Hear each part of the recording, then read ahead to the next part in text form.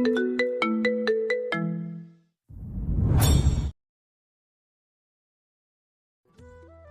Dare you! তোমার সাহস হলো কি করে আমাকে টাচ করার? সরি ম্যাম, আমি ইচ্ছে করে আপনাকে টাচ করি নাই। আপনি পড়ে যাচ্ছিলেন, তাই আপনাকে বাঁচাতে ধরেছি। এত বড় সাহস তোমার! সামান্য একজন স্টাফ হয়ে মুখে মুখে কথা বলছো। আমার মুখের উপর কথা বলার সাহস আজ পর্যন্ত কেউ দেখায়নি, আর তুমি সেখানে তর্ক করছো। আমি তো কোনো অপরাধ করি নাই ম্যাম, শুধু আপনাকে বাঁচাতেই তো। Shut up! একটা কথাও শুনতে চাই না তোমার মতো ছোট লোকের মুখ থেকে। Get out! আবির কোনো কথা না বলে রুম থেকে বেরিয়ে আসলো। এবার আসুন পরিচয় দেওয়া যাক। এতক্ষণ যে ধমকাচ্ছিল সে অফিসের বস তৃষা চৌধুরী। বাবার বয়স হওয়ার কারণে সে এখন কোম্পানি সামলাচ্ছে। আবির অফিসের সামান্য একজন স্টাফ। বাকি পরিচয় আস্তে আস্তে জানতে পারবেন। এদিকে তৃষার আগে ফুঁসছে সামান্য একজন স্টাফ তাকে টাচ করায় তার ইগো হার্ট হয়েছে। কিরে আবির, কি হয়েছে? ম্যাম কি কিছু বলেছে? আরে তেমন কিছু না, জানিসই তো ম্যাম একটু রাগী। হ্যাঁ, সেজন্য যাকে যা খুশি বলতে পারে। আমরা গরিব বলে প্রতিবাদ করতে পারি না। হ্যাঁ, গরিবই তো। আবিরের ঠোঁটে বাঁকা হাসির কারণ বুঝতে পারল না আসিফ। আবির আসিফ একসাথে কাজ করে, সে অনুযায়ী ভালো বন্ধু হয়ে উঠেছে তারা। রাতে চৌধুরী ভিলায় মা, তাড়াতাড়ি খাবার দাও। তৃষার মা শায়লা বেগম এগিয়ে এলো তার কাছে। কিরে, মেজাজ এত গরম কেন? কি হয়েছে? আর বলো না মা, এক ছোট লোকের জন্য মেজাজ সকাল থেকে খারাপ হয়ে আছে। তোমাকে না বলেছি মানুষের সাথে ভালো ব্যবহার করতে? আর কি ভাষায় কথা বলছো? মা, বেশি জ্ঞান দিও না তো। এমনিতেই মেজাজ খারাপ, তারপর তোমার জ্ঞান শুনতে ভালো লাগছে না। শায়লা বেগম বিরক্ত মুখে মেয়ের দিকে চাইলেন। মেয়েটা এমন বদমেজাজি হয়েছে কেমন করে তিনি বুঝতে পারেন না। এই মেয়েকে নিয়ে তার চিন্তার শেষ নেই। বিয়ে হলে স্বামীর বাড়িতে টিকতে পারবে নাকি তার সন্দেহ আছে। তিনি দীর্ঘশ্বাস ফেলে খাবার বেড়ে দিলেন। রাতে তৃষা মনে মনে ফোন দিয়ে আটতে লাগলো কিভাবে আবিরকে শিক্ষা দেওয়া যায় অফিসে। মিস্টার আবির, এইসব কি কাজ করছেন আপনি? কাজের মধ্যে এত ভুল কেন? কি বলছেন ম্যাম? আমি দেখেই কাজ করেছি, ভুল তো হওয়ার কথা না। নিজের চোখ দিয়েই দেখুন। তৃষা ফাইলটা আবিরের দিকে এগিয়ে দিল। আবির দেখলো অনেক ভুল আছে ফাইলে, কিন্তু সে তো ঠিক করে কাজটা করেছে। এখন এত ভুল হলো কিভাবে বুঝতে পারছে না। সে তৃষাকে বলল, সরি ম্যাম, আসলে বুঝতে পারছি না এত ভুল কিভাবে হলো। আমি ঠিক করে কাজটা করেছিলাম। Shut up! এমনি কাজে ভুল করেছো, আবার মুখে মুখে কথা বলছো। জাস্ট 1 ঘন্টা সময় দিলাম, এর মধ্যে যেন পুরো কাজ কমপ্লিট পাই, না হলে ঘাট ধাক্কা দিয়ে অফিস থেকে বের করে দিব। আবিরের ভীষণ এগোতে লাগলো। সে কোনো কথা না বলে ফাইল নিয়ে ডেস্কে চলে গেল। আবির যেতেই তৃষা মনে মনে বাঁকা হাসি দিল। তোদের মতো ছোট লোককে কিভাবে শায়েস্তা করতে হয় এই তৃষা খুব ভালো করেই জানে। তুই শুধু দেখতে থাক তোর সাথে কি হয়। আবির আবার ভালো করে দেখে দেখে কাজ করছে। সে ভালোই বুঝতে পারছে তাকে ইচ্ছে করেই বিপদে ফেলতে যাচ্ছে। সেও কম নয়, তাকে এত সহজে হারাতে পারবে না। সে 50 মিনিটে কাজ কমপ্লিট করে দিতে গেল। তৃষা আবিরকে দেখে বুঝতে পারলো তার কাজ শেষ। আবিরের কাছে হেরে গেছে ব্যাপারটা ভাবতেই তার রাগে গা জ্বলে যাচ্ছে। আমার কাজ শেষ ম্যাম, আশা করছি এবার আর কোনো ভুল হয়নি। আপনি চেক করে দেখতে পারেন। তৃষার আগে ফুঁসতে ফুঁসতে ফাইল দেখতে লাগলো। ফোনে কোনো ভুল না হওয়ার কারণে সে আবিরকে কথা শোনাতে পারল না। এদিকে আবির বাঁকা হেসে মনে মনে বলল, তুমি চলো ডালে ডালে, আমি চলি পাতায় পাতায়। আমাকে টেক্কা দেওয়া এত সহজ নয়। রাতে আবিরের বাড়িতে আবিরের মা আবিরকে খেতে দিয়ে তার পাশে বসলো। টুকটাক কথার মাঝে তাকে প্রশ্ন করলো, কি বাবা, বিয়ে কবে করবি? একা একা আর কতদিন থাকবো? তুমি তো জানো মা, তারপরও এই কথা বলছো। হ্যাঁ, জানি বলেই বলছি। অযথা সময় নষ্ট করো না। ভালো মেয়ে দেখে বিয়ে দিয়ে দেই তোমাকে। না মা, বাবার পছন্দ মতো আমি বিয়ে করব, এসব আর বলো না। তাই বলে এমন মেয়ে? আবির কিছু না বলে খাবার খেয়ে উঠে চলে গেল রুমে। তার বাবা তার বিয়ে সেই ছোটবেলায় ঠিক করে রেখেছে। তার বাবার পছন্দের উপর তার ভরসা আছে, তাই সে মনে মনে ভেবে রেখেছে সে তাকেই বিয়ে করবে। এইসব ভাবতে ভাবতে ঘুমিয়ে পড়ল। মিস্টার আবির, আমি চাই আজ মির্জা গ্রুপের মিটিংয়ে আপনি প্রেজেন্ট দেন। আমির একটু চমকে উঠল। তাকে এত বড় দায়িত্ব দিচ্ছে মানে কোনো ঘাপলা আছে। সে সেটা বুঝতে না দিয়ে বলল, অবশ্যই ম্যাম, আপনি যা বলবেন তৃষা মনে মনে ফোন দিয়ে আসছে আবির প্রেজেন্টেশন দিতে পারবে না, সে এই অজুহাত দেখিয়ে তাকে কাজ থেকে বের করে দিবে। বিকাল 4টায় মিটিং আছে মির্জা গ্রুপের সাথে, তৈরি থেকো। Yes ma'am. আবির ডেস্কে বসে ভাবছে কি এমন চাল চাললো তাকে নিয়ে। সে নিশ্চিত তাকে বড় কোনো বিপদে ফেলার প্ল্যান করছে তৃষা। বিকেলে মিস তৃষা, আপনি আপনার প্রোডাক্ট সম্পর্কে আমাদের বোঝান। তৃষা আবিরকে ইশারা করতেই আবির এক এক করে সবকিছু বোঝাতে শুরু করলো। তৃষা তো অবাক, এত ভালো প্রেজেন্টেশন আবির কিভাবে দিচ্ছে। তার জানা মতে সামান্য একজন কর্মচারী এত ভালো প্রেজেন্টেশন কিছুতেই দিতে পারে না। তার কেমন যেন সন্দেহ হচ্ছে আবিরকে। অসাধারণ মিস্টার আবির, আপনি এত সুন্দর করে আমাদের বোঝালেন। আমি বুঝতে পারছি আপনাদের সাথে বিজনেস করলে আমার লাভই হবে। আমি এই ডিলটা ফাইনাল করলাম। তৃষা মুখে একটা মেকি হাসি ঝুলিয়ে কথা বলছে সারাফের সাথে। মনে মনে সে রেগে ফেটে পড়ছে। সে তো আবিরকে শায়েস্তা করার জন্য এমন করছিল। সে ভাবতেই পারেনি আবির কাজটা করতে পারবে। তারা একটা রেস্টুরেন্টে মিটিংটা করছিল। তৃষা চলে যেতেই একজন ওয়েটার এসে জিজ্ঞেস করলো, কি খাবেন স্যার? তেমন কিছু না, এক কাপ ব্ল্যাক কফি নিয়ে এসো। ওয়েটার মাথা নাড়িয়ে চলে গেল। আবির বসে বসে ভাবছে। আমাকে ছোট করার এত শখ, কিন্তু লাভের লাভ কিছুই হবে না। বাড়িতে এসে তৃষা রুমে এসে ভাঙচুর করছে। জিনিস ভাঙার শব্দ শুনে তার মা চলে এলো। তাকে ডেকে বলছে। কি হয়েছে তিশা? জিনিস ভাঙছো কেন? কি হয়েছে বলো। তৃষার আগে চিৎকার করছে। সে এই ছোট লোকের কাছে বারবার হেরে যাচ্ছে, সেটা মানতে পারছে না। ওই ছোট লোকটার কাছে বারবার হেরে যাচ্ছি আমি, এটা কিছুতেই মানতে পারছি না। ওকে আমি অফিস থেকে তাড়াবো, তবেই আমার শান্তি। বিনা কারণে তাড়াবি কেন? ওই ছোট লোকটা আমাকে পদে পদে হারাচ্ছে, আমি এটা কিছুতেই মানতে পারবো না। এত রাগ জেদ ভালো না, সময় থাকতে শুধরে যাও। চলে যাও আমার রুম থেকে, কোনো কথা বলতে চাই না তোমার সাথে। শাইলা বেগম চলে গেল। এই মেয়ে একদম বেয়ারা হয়েছে, কারো কোনো তোয়াক্কা করে না, কাউকে সম্মান পর্যন্ত দেয় না। পরের দিন মিস্টার আবির, আমার জন্য এক কাপ কফি নিয়ে আসুন। এটা তো আমার কাজ নয় ম্যাডাম। আমার অফিসে থাকতে হলে আমার কথা মতো চলতে হবে, না হলে কাজ করার দরকার নাই। আবির কোনো কথা না বলে চলে গেল কফি আনতে। সে জানে তর্ক করে কোনো লাভ হবে না। একদম বেয়াদব এই মেয়ে। একবার যখন বলেছে তখন তা করিয়ে ছাড়বে। শুধু শুধু তর্ক করে মুখ ব্যথা করার দরকার নাই। কফি নিয়ে আসার পরে এটা কি বানিয়েছেন আপনি? এটা কি মুখে দেওয়ার যোগ্য? আমি যেমন পারি তেমন বানিয়েছি ম্যাম। ঠিক আছে ঠিক আছে, আপনার কাজে যান। আবির বাঁকা হেসে চলে গেল। সে ইচ্ছে করেই খারাপ কফি বানিয়েছে, যাতে তাকে আর এসব কাজ করতে না বলে। এদিকে তৃষার মুডের পুরো 12টা বেজে গেল। তার এখন মাইন্ড ফ্রেশ করতে হবে। সে অফিস থেকে বাইরে চলে আসলো ক্লাবে। কিরে তিশা, মেজাজ হট কেন তোর? আর বলিস না, এক ছোট লোকের জন্য মেজাজ গরম হয়ে থাকে। কেন রে, প্রেমে পড়েছিস নাকি? আরে কি বলিস, ওই ছোট লোকটার প্রেমে আমি পড়বো? তৃষা কখনো এমন ফকিরের প্রেমে পড়ে না। দেখ, বেশি রাগ কিন্তু প্রেমের লক্ষণ। তোদের মাথা খারাপ হয়ে গেছে। তৃষারা কয়েকজন বান্ধবী মিলে পার্টি করতে আসছে। বড়লোকের বিগড়ে যাওয়া মেয়ে সে। এইসব পার্টি সে মাঝে মাঝেই করে। ড্রিঙ্ক করে রাতে বাড়ি ফিরে। বাবা মার কথাও খুব একটা শুনে না সে। আজ অনেক বেশি ড্রিঙ্ক করে ফেলেছে সে। রাত 2টা বেজে গেছে, এখনো তৃষা বাড়ি ফিরেনি। এবার শায়লা বেগমের খুব চিন্তা হতে লাগলো। সে আবিরকে কল করলো। বাবা, তিশা তো এখনো বাড়ি ফেরেনি। কি বলেন আন্টি? এত বিকেলের দিকে বেরিয়ে গেছে অফিস থেকে? আমার খুব চিন্তা হচ্ছে, বাবা একটু দেখো না। আবির আচ্ছা বলে কল কেটে দিল। সে জানে তৃষা কোথায় থাকতে পারে। আর তো নতুন না, এর আগেও সে তাকে ক্লাব থেকে নিয়ে এসেছে। মাতাল হয়ে হুঁশ জ্ঞান কিছুই থাকে না। এদিকে ক্লাবে এই ছেলে, তোমার সাহস কিভাবে হয় আমার কাছে আসার? আরে সুন্দরী, কি যে বলো না, কাছে না আসলে আদর করব কিভাবে?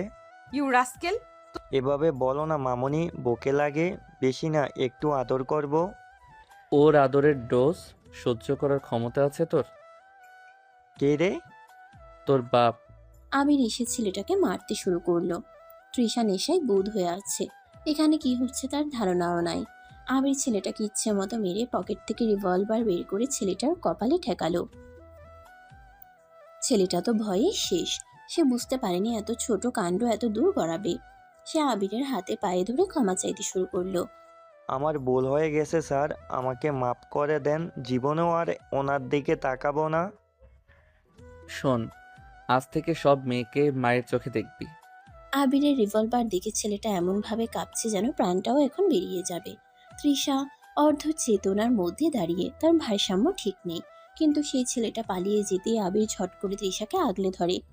এসব পার্টি, এসব লোকজন, কি করো তুমি নিজেকে নিয়ে তৃষা? তুই এখানে কি করছিস? তোমার মা ফোন করেছিলেন, চিন্তায় ছিলেন। এখন চলো, বাড়ি নিয়ে যাচ্ছি। আমি কোথাও যাব না। আমি বস, আমি তৃষা চৌধুরী। তুই আমাকে অর্ডার দিতে পারিস না। আমি অর্ডার দেই না তৃষা ম্যাম, দায়িত্ব নেই। আবির তৃষাকে গাড়িতে তুলে নিজের জ্যাকেট গায়ে জড়িয়ে দিয়ে ড্রাইভ করতে লাগলো। তৃষা তখনও জানালায় মাথা ঠেকিয়ে থাকে। কখনো আবিরের দিকে তাকিয়ে কিছু বলার চেষ্টা করে, কিন্তু শেষমেশ ক্লান্ত হয়ে চোখ বন্ধ করে দেয়। বাড়ি ফিরে আল্লাহর রহমত, ভালো করে আনছো বাবা। হ্যাঁ আন্টি, ঘুমোচ্ছে এখন। মাথা ঘোরাচ্ছিল একটু, ড্রিঙ্ক করেছে অনেক। এই মেয়ে একদম শেষ করে দিবে আমাকে। শায়লা বেগম চোখ মুছতে মুছতে মেয়েকে রুমে নিয়ে গেলেন, আর আবির বের হয়ে পড়ল। মনটা তার ভারী হয়ে আছে। হয়তো রাগ আছে তৃষার প্রতি, কিন্তু স্নেহটাও উকি দেয় মাঝে মাঝে। পরের দিন অফিসে মিস্টার আবির, 1 মিনিট। বলুন ম্যাম। গতকাল রাতে কোন ব্যাপারে? বেশি ভাবার দরকার নেই। আমি দুর্বল না, শুধুমাত্র মার জন্য চুপ করে আছি। নয়তো তোমার জায়গা কোথায় তা ভালো করে দেখিয়ে দিতাম। আমি তো জায়গা খুঁজতে আসিনি ম্যাম, কাজ করতে এসেছি। তোমার মতো লোকেদের আমি চিনে ফেলি। খুব বেশি চালাকি করো না, একদিন ভুল করেই ফেলবে। ভুল করলে শাস্তি মাথা পেতে নেব, তবে ভুল না করেও দোষী হলে প্রতিবাদ করব। এই জায়গাটা আমার আত্মসম্মানের। তৃষা কিছু না বলে চলে গেল, কিন্তু তার মুখে সেই অদ্ভুত হাসি। ঠিক বোঝা যায় না সে রাগ করছে না অন্য কিছু ভাবছে। রাতে চৌধুরী বেলা। রিসা, এই ছেলেটাকে নিয়ে তুই এত রেগে থাকিস না কেন? কাজ তো ভালোই করে। মা, তুমি জানো না ও কত চালাক। আমি ঠিক করেই ফেলেছি, এবার এমন এক খেলা খেলবো যে খেলায় হারতে হবে তাকেই। তুমি কি সিরিয়াসলি সময় নিয়ে আবিরকে বোঝাচ্ছ, নাকি শুধু তোমার ইগো নিয়ে লড়াই করছো? জানি না, না হয়তো দুটোই। অফিসে 1 সপ্তাহ পরে সরি, কিরে আবির, খেয়াল করেছিস ম্যাডাম আজকাল তোকে কিছু বলেও না, আবার খেয়ালও রাখে। তার মানে তৃষা ম্যাম ধীরে ধীরে বদলাচ্ছেন? আরে ধুর, এই রাগী বসের ভেতর কোনোদিন প্রেম আসবে না। তুমি নিশ্চিত? অফিসের কফি শপে বসে আবির কাগজে কিছু ঠুকছে। তৃষা অফিসে ঢুকেই সবার মুখ দেখে বোঝার চেষ্টা করছে আজ আবার কে তার নিশানা হবে। চোখ সরাসরি এসে ঠেকলো আবিরের উপর। মিস্টার আবির, জি ম্যাম। আজ দুপুরে আমি একটা প্রেজেন্টেশন দিতে যাচ্ছি। তুমি আমার সাথে যাবে এবং আমার দরকার মতো সাহায্য করবে। নিশ্চয়ই ম্যাম, আপনি বললেই যথাসাধ্য করব।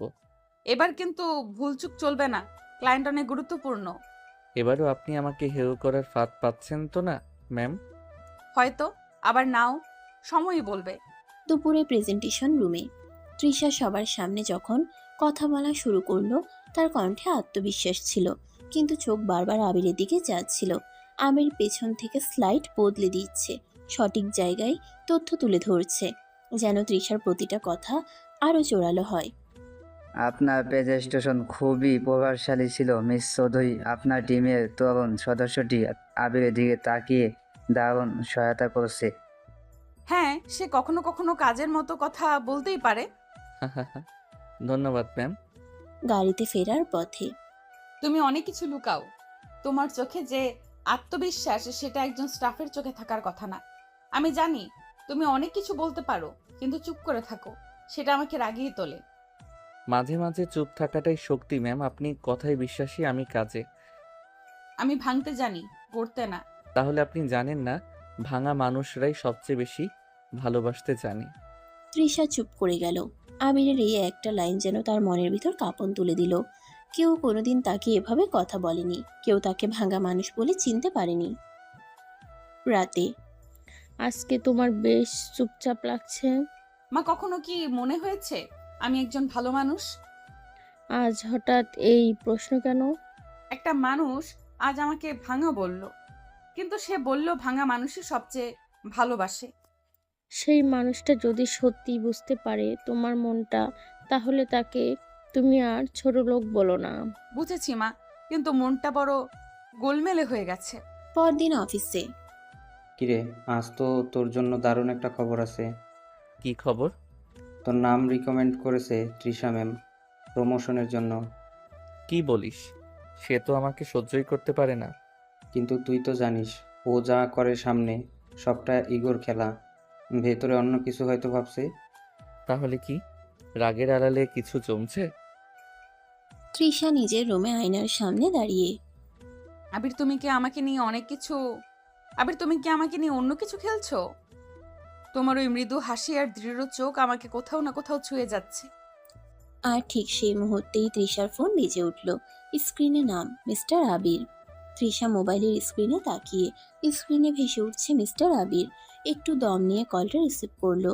হ্যাঁ। আপনি কি ঠিক আছেন ম্যাম? এই প্রশ্নের উত্তর দেওয়ার সময় আমার নেই। কখনো কখনো সময় না থাকলেও কিছু শব্দ দরকার হয়। তোমার সাহস বেড়ে গেছে মিস্টার আবির। আপনি আমাকে সাহসী বানিয়েছেন ম্যাম। Good night. কল কেটে দিলেও তৃষার মনটা শান্ত হলো না। কেমন একটা অজানা অস্থিরতা পেয়ে বসেছে তাকে। আবিরের কথাগুলো তার ভেতরকার এক গোপন দরজায় টোকা দিয়ে গেল। পরদিন অফিসে কিরে, আজকে একটু বেশি চুপচাপ দেখাচ্ছে তোকে। কারণ চুপ করে থাকাটাও একরকম যুদ্ধ। তুই কি এখনো ছোটবেলার সেই কথাগুলো মাথায় রাখিস? হ্যাঁ, বাবা বলেছিলেন একদিন তুমি এমন এক মেয়েকে বিয়ে করবি যাকে ভালোবাসতে শিখতে সময় লাগবে, কিন্তু একবার ভালোবেসে ফেললে সে আর কাউকে জায়গা দেবে না। তার কথাই বিশ্বাস করেছি। তোর কথা শুনে তো মনে হচ্ছে মেয়েটা তৃষা। সেই বাবার পুরনো বন্ধুর মেয়ে। আমার বিয়ে ছোটবেলাতেই ওর সাথেই ঠিক হয়েছিল, কিন্তু তৃষা কিছুই জানে না। কি বলিস? তুই তো কবে থেকেই ওর কাছে আছিস, অথচ সেই জানে না? জানে না, আর আমি চাইও না এখন জানুক। কারণ আমি চাই সে আমাকে নিজের মতো করে চিনুক, আমার পরিচয় ছাড়াও ভালোবাসুক। অন্যদিকে তৃষার রুমে আয়নার সামনে দাঁড়িয়ে। আবির, এই ছেলেটা কেন বারবার আমার ভাবনার মাঝে আসে? আমি কি সত্যিই দুর্বল হয়ে যাচ্ছি? ভেতরের মন বলল, হ্যাঁ তৃষা, তুমি দুর্বল হচ্ছ, কিন্তু সেটা আবিরের সাহস আর শ্রদ্ধার কাছে, যে এতদিন কেউ তোমাকে দেয়নি। একটা মিটিং রুমে একান্তে।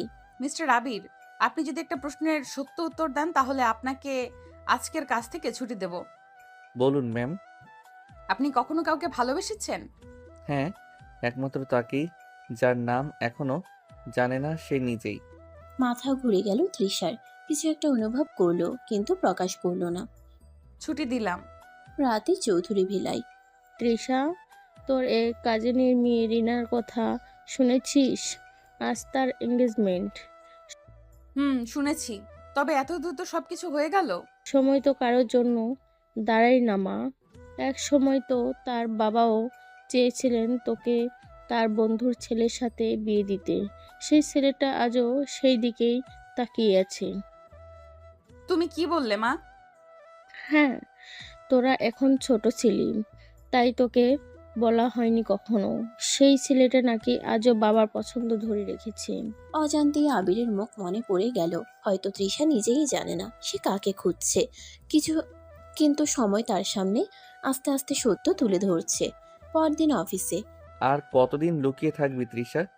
একদিন যখন জানবি তুই আমার কাগজে কলমে বউ, তখন কি চোখ তুলে তাকাতে পারবি আমার দিকে? তৃষা চুপচাপ ওর ডেস্কে বসে। আবির, তুমি কে আসলে? আর কেন আমি তোমার মধ্যে আমার হারিয়ে যাওয়া শান্তি খুঁজে পাই?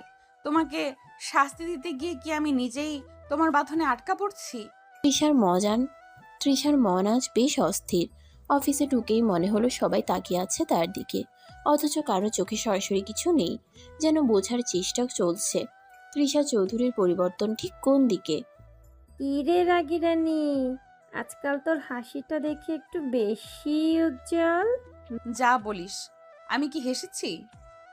মনের মধ্যে ফুল ফুটলে মুখের কোণেও তো একটা নরম স্পর্শ পড়ে নাকি? তৃষা চুপ করে গেল, কেউ যেন বুঝে না ফেলে। অন্যদিকে আবিরের ডেস্কে। তুই কি তৃষা ম্যামকে কখনো বলবি ও তোর শৈশবের বিয়ে ঠিক হওয়া বউ? এখন না, আমি চাই ও নিজে থেকে আমাকে বুঝুক, ভালোবাসুক, পরিচয়ের জোরে নয়। মনের টানেই। কিন্তু সাবধানে থাক। একদিন প্রকাশ করতে পেলে একদিন সত্যি প্রকাশ পেলে ওর ইগো ভেঙে পড়ে। আমি ভাঙা গড়ে তুলতে রাজি, কিন্তু মিথ্যে অভিনয় করে কিছু জিততে চাই না। একটা কনফারেন্স রুমে ক্লায়েন্ট মিটিং চলছে। তৃষা সবার সামনে দাঁড়িয়ে। আমাদের টিমের তরুণ সদস্য মিস্টার আবির প্রজেক্ট প্রেজেন্টেশনে এক একভাবে নেতৃত্ব দিয়েছেন। আমি চাই সবাই ওকে একটা বড় হাততালি দিন। পুরো রুমে হাততালি বেজে উঠল। আমির অবাক চোখে তৃষার দিকে তাকালো। তৃষা চোখ সরিয়ে নিলেও ঠোঁটে এক ঝলক মুচকি হাসি খেলে গেল। বিকেলে তৃষা নিজের রুমে ডেকে পাঠালো আবিরকে। মিস্টার আবির, আজ একটা ব্যক্তিগত প্রশ্ন করব, উত্তর দিতে আপনি বাধ্য নন। আমি সব প্রশ্নের উত্তর দেব যদি প্রশ্নটা আসে আপনার কাছ থেকে। আপনি কি আগে থেকে কাউকে বিয়ে করার প্রতিশ্রুতি? হ্যাঁ, একজন আছেন। তৃষার চোখটা হালকা কেঁপে উঠল। ও, আপনি তাহলে সৎ? কিন্তু সেই মেয়েটা জানে না সেই আমার সব। আর আমি এখনো অপেক্ষা করছি সে নিজে থেকে আমার জীবনে আসুক। আপনি কি এখনো তাকে ভালোবাসেন? প্রতিদিন। আর আপনার প্রতি যতটা শ্রদ্ধা জন্মেছে সেটাও একই জায়গায় দাঁড়িয়ে। তৃষা চুপচাপ কিছু বলতে চায় কিন্তু ভাষা খুঁজে পায় না। রাতে চৌধুরী বিলায়। মা, যদি কাউকে নিজের অজান্তে ভালো লেগে যায় কিন্তু পরে জানো সে অনেক আগেই তোমার সঙ্গে বাধা ছিল, তাহলে? তাহলে সেটা আল্লাহর ইশারা মা। যাকে দূরে ভেবেছিলি সেই তো তোরই ছিল। সে যদি আবির হয় মা? কি বলছো তুমি? ও নিজে বলেনি, কিন্তু আজ ওর চোখ বলেছে। আমার কেন মনে হচ্ছে ওটা আবির। তৃষার রাতে ঘুম আসে না। চোখ বন্ধ করলেই আবিরের চোখ জলজল করে ভেসে ওঠে। সে চোখে কোনো প্রশ্ন ছিল না, ছিল উত্তর। যে উত্তর তৃষা অনেকদিন ধরে খুঁজে ফিরছে অজান্তেই। চৌধুরী বিলা। মাঝরাতে তৃষা হঠাৎ করে ড্রেসিং টেবিলের ড্রয়ার খুলল। পুরনো কিছু চিঠিপত্র আর তার বাবার হাতে লেখা কিছু নোট ছিল সেখানে। হঠাৎ একটা চিঠিতে চোখ আটকে গেল। চিঠির উপরে লেখা ছিল রফিক সাহেবের পুত্র আবিরের নামে। তৃষার চোখ ছলছল করে উঠল। চিঠিটা খুলে পড়া শুরু করলো। প্রিয় বন্ধু রফিক, তোদের আবির আর আমার তৃষাকে আমি একসাথে দেখতে চাই। বিয়েটা যখন ঠিক করলাম তখন জানতাম ওরা বড় হয়ে নিজে নিজেই বুঝে যাবে একে অন্যকে। তৃষা হয়তো রাগী, কিন্তু আবিরের মতো শান্ত ছেলে ওর রাগকে ভালোবাসায় বদলে দেবে। ইলিয়াস চৌধুরী। তৃষা চুপচাপ। দু চোখ বেয়ে নেমে এলো দু ফোঁটা অচেনা জল। আমি কি তবে অজান্তেই তোমার আবির?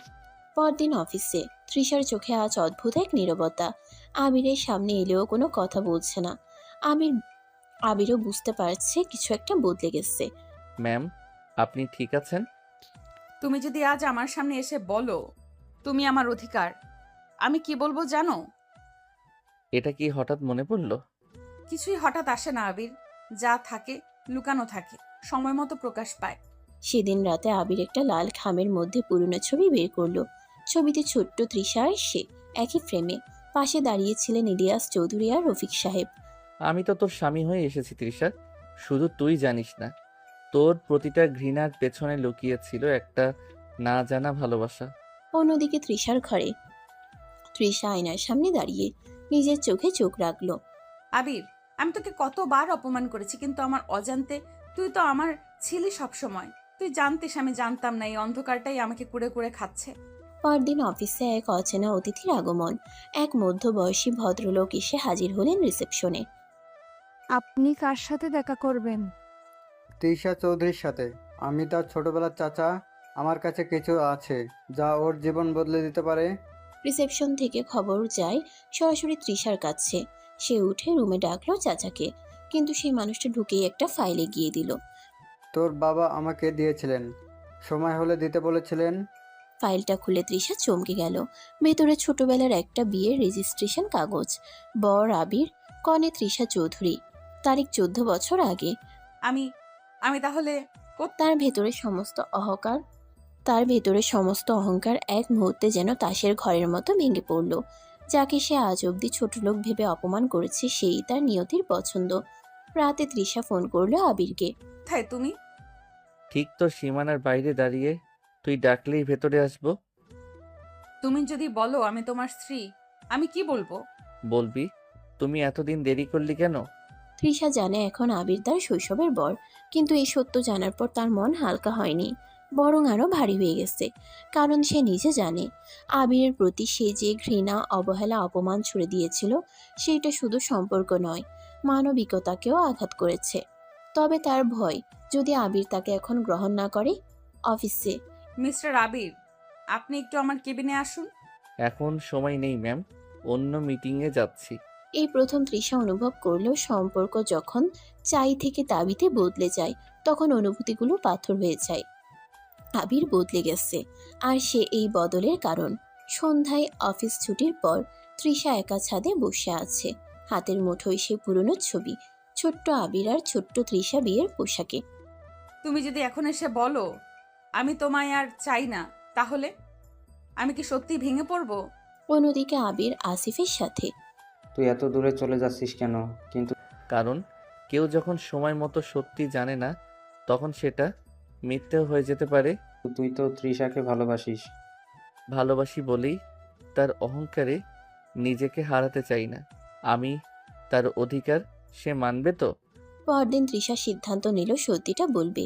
সে একখানা চিঠি লিখলো, সেখানে লিখলো, আমি জানতাম না তুমি আমার বর, তবে জেনে গেছি বলে মাফ পেয়ে যাব এটা ভাবিনি। তুমি যদি আমাকে তৃষা নামে নয় তোমার বউ হিসেবেই আর একবার দেখতে পারো, তবেই সেই বিয়েটা আজ পূর্ণ হবে। তোমার প্রাক্তন হবু বউ। চিঠিটা রাখলো আবিরের ডেস্কে, কিন্তু একজন অফিস স্টাফ ভুল করে সেটা নিয়ে গিয়ে বস দিল বলে সবার সামনে ক্যান্টিনে। চিঠিটা খুলে পড়ে ফেললো কয়েকজন। আরে, এ তো ম্যাডাম লিখেছে। তাইলে ম্যাডাম আর আবির স্যার। এমন সময় অফিসে শুরু হলো কানাঘুষা। তৃষা যখন বুঝতে পারলো চিঠি আবিরের হাতে নয়, চলেছে গসিপের শিকার হয়ে, তখনই ছুটে গেল ক্যান্টিনে। চোখে জল, গলায় কাঁপুনি, সামনে আবির বসে। এই চিঠি আমার লেখা? হ্যাঁ, তবে এটা কারোর হাসির বিষয় নয়। সবাই চুপ। আবির দাঁড়িয়ে গেল। তোমার লেখা কোনো চিঠি যদি পুরো পৃথিবী পড়ে ফেলে, তবু সেটা আমার কাছেই প্রথমবার আসবে, তোমার চোখের ভাষায়। তৃষা চোখ নামিয়ে বলল, এখনো সুযোগ আছে আবির, বললে আমি সব ছেড়ে তোর হব। এখন যখন সবাই জেনে গেছে? না তৃষা, তুমি কখনো আমাকে মন দিয়ে চাওনি, তুমি শুধু চাইছো হিসেব মেলাতে। আমি ভুল করেছি, তাই তাই তো ক্ষমা চাচ্ছি। ভালোবাসা দয়া নয় তৃষা, আমি ক্ষমা করলাম, কিন্তু এখনো তো ভালোবাসা ফিরে পাইনি। এই এক কথায় তৃষা যেন ভেঙে পড়ল। আবির তাকে ছেড়ে চলে গেল। অফিসে, ক্লাবে, বাড়িতে, সব জায়গায় লোকের মুখে তার গল্প। এবার সে বুঝলো, মানুষের ইগো যদি ভালোবাসার উপরে চেপে বসে, তবে ভালোবাসা শুধু হারায় না, বিষে পরিণত হয়। রাত 2টায় আবির ছাদে দাঁড়িয়ে। আমি তো চাইনি তোকে কাঁদাতে, চেয়েছিলাম তুই নিজে বুঝে বলবি তুই বললি, কিন্তু দেরি করে ফেললি। তৃষা এখন প্রতিটি মুহূর্তে নিজেকে প্রশ্ন করে, আবির কি এতটা দূরে চলে গেছে যে আর ফেরানো যাবে না? সে আবার সেই পুরনো বাক্সটা বের করলো। বাবার চিঠিগুলোর ভাঁজে একটা ছোট ডায়েরি পাওয়া গেল, যার পৃষ্ঠায় কিছু টুকরো টুকরো লেখা। আজ আবির আমার খেলনার পুতুলটা ভেঙে দিল। ও বলল আমি দেখতে কুৎসিত, আমি আর আবিরের সাথে কথা বলবো না। তৃষার বয়স 7। তৃষার চোখ আটকে গেল। এসব তো আমি ভুলেই গেছি। আসিফ একদিন আবিরকে বলছে, জানিস তুই আর তৃষা যখন ছোট ছিলি, তখন একদিন তোদের দুই পরিবার পিকনিকে গিয়েছিল। ওর পুতুলটা তো নষ্ট করেছিলি তুই। না রে, আমি তো পুতুল ধরেও দেখিনি। তৃষা হুট করে রেগে গিয়েছিল, ও ভাবলো আমি করলাম। এরপর থেকে তো ও একদম কথা বলতো না। হয়তো সেই একটা ভুল বোঝাবুঝি থেকেই তোরা দূরে চলে গেছিলি, আর সেটা তোকে সজ্ঞানেই আলাদা করে দিল। একটা ভুল বোঝাবুঝি, একটা পুতুল ভাঙা না ভাঙার প্রশ্ন। সেই ঘটনাই হয়তো তৃষার ছোটবেলার মনে একটা দাগ ফেলে দিয়েছিল, আর আবিরের মনে একটা অপূর্ণতা। তাদের দূরত্ব, অবহেলা, রাগ, সবকিছুর শিকড় বেঁধে আছে সেই ছোট্ট বিকেলে। রাতে তৃষা আবিরকে দেখে বলল, তুমি কি মনে করো একটা ছোট পুতুল একটা জীবনের গল্প বদলে দিতে পারে? যদি সেই পুতুলের দোষে কেউ একজন কাউকে ভুল বুঝে চিরজীবনের দূরত্ব তৈরি করে, তাহলে অবশ্যই। আমি পুতুলটার জন্য না, আমি তোমার জন্য কেঁদেছিলাম সেদিন, জানো? আমিও কেঁদেছিলাম, কারণ তুই আমার কথা না শুনেই চলে গিয়েছিলি। ভালোবাসার সব গল্প এক পৃষ্ঠা থেকে শুরু হয় না, কখনো তার শুরুর পাতায় লেখা থাকে ভুল। আবার সেই ভুল থেকে একদিন শুরু হয় সবচেয়ে সত্য গল্পটা। ভুল বোঝাবুঝি, অহংকার আর নিজের ভেতরের যুদ্ধে বিধ্বস্ত তৃষা এবার এক কঠিন সিদ্ধান্তে এসেছে। তার বিশ্বাস ভালোবাসা প্রমাণ চায় না, তবে ত্যাগ সবসময় পরীক্ষা দেয়। তাই সে এবার যা করতে যাচ্ছে সেটা শুধু আবির নয়, পুরো অফিসকে স্তব্ধ করে দেবে। অফিস বোর্ড মিটিং, তৃষা সকল সিনিয়র স্টাফ শেয়ার হোল্ডারদের সামনে দাঁড়িয়ে বলল, আমি আজ থেকে এই কোম্পানির চেয়ারের দায়িত্ব থেকে সরে যাচ্ছি। মিস তিশা, হঠাৎ করে এত বড় সিদ্ধান্ত, কোনো সমস্যা? হ্যাঁ, সমস্যা আছে। আমি এতদিন বস হয়েছি, কিন্তু আজ মানুষ হতে পারিনি। আমি অন্যায় করেছি, অপমান করেছি, একজন স্টাফকে নয়, একজন মানুষকে। আবির পিছনে দাঁড়িয়ে সব শুনছে, মুখ শক্ত, চোখ অচেনা শান্ত। আমি কাউকে ক্ষমা চাওয়ার যোগ্য বলেও দাবি করছি না, তবে আমার এই পদত্যাগ আমার অহংকার ভাঙার প্রথম পদক্ষেপ। সবাই হতবাক, আর আবির সে ভাবেনি তৃষা এতটা করবে। তবে দেরি কি হয়ে গেল, তৃষা বেরিয়ে আসছে অফিস থেকে। হঠাৎ একজন এসে দাঁড়ালো সামনে। আবির, তুমি ভাবো এসব নাটক করে আমাকে ফেরত পাবে? না, আমি জানি তুমি আমাকে আর চাও না। চাওয়া আর প্রাপ্যের মাঝে একটা শূন্যতা থাকে। তুমি এতদিন সেটা অহং দিয়ে ঢেকেছিলে, আর এখন তুমি ত্যাগ দিয়ে তাকে পূরণ করতে চাও। আমি তোমাকে ভালোবাসি আবির, এই প্রথমবার, কোনো হিসেব ছাড়াই। আবির কিছুক্ষণ তাকিয়ে রইল, তারপর পিছনে ফিরে হাঁটা দিল। তৃষার চোখে জল, এক পা দুই পা করে পিছিয়ে আসছে। তুমি যদি আজ থেমে না যাও, তাহলে আমি বুঝে নেব ভুলটা শুধু আমার ছিল না। আবির থেমে গেল, ধীরে ধীরে ফিরে এলো। আমি ছোটবেলাতেও থেমে গিয়েছিলাম, যখন তুই আমাকে না বুঝেই দূরে ঠেলে দিয়েছিলি। এবারও থেমে যাচ্ছি, তবে এবার হাতে হাত রাখার জন্য। দুজন মানুষ, যাদের মাঝখানে ছিল বছর বছরের দোষ, ভুল, ইগো আর অন্ধকার, তারা আজ দাঁড়িয়ে আছে সত্যের আলোয়। আচ্ছা, আমি কি আবার অফিসে যোগ দিতে পারি?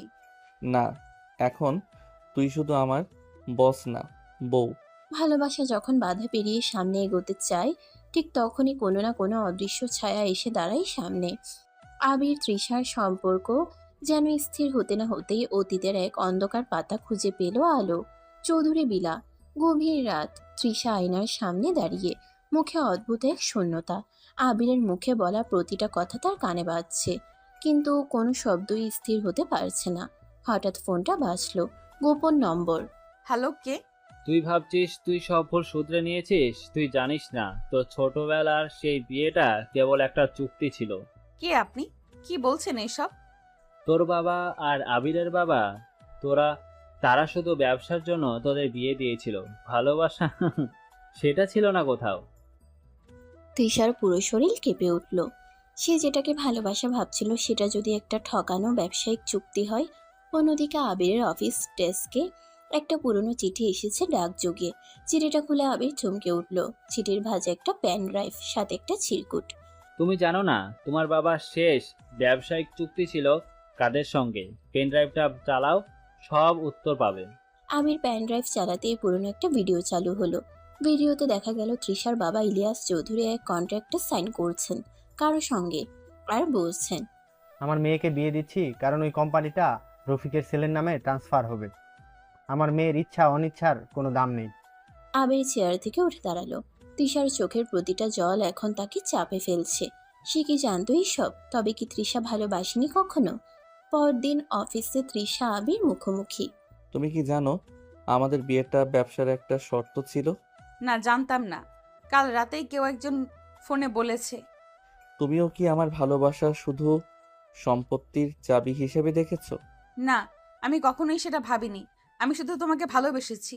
তবে এখন তো দেখছি আমরা দুজনেই ছলনার শিকার। তৃষা ভেঙে পড়েছে। আবির ছায়ার মতো চুপচাপ। তাদের প্রেমের শিকড় এখন সন্দেহে আক্রান্ত। এই মুহূর্তে তারা কেউ কাউকে ছেড়ে যেতে চায় না, তবু দুই পা পিছিয়ে আসছে, কারণ বিশ্বাস টলে গেছে। রাতে আবির খুঁজতে লাগলো সেই পেন ড্রাইভের উৎস। ফাইল ঘেটে বের করলো, প্রেরক ছিল এক রহস্যময়ী নাম, আরমান এস কাদের। তুই জানিস এই নামটা কোথায় শুনেছি? কোথায়? রফিক সাহেবের কোম্পানির পুরনো শত্রু ছিল এই কাদের।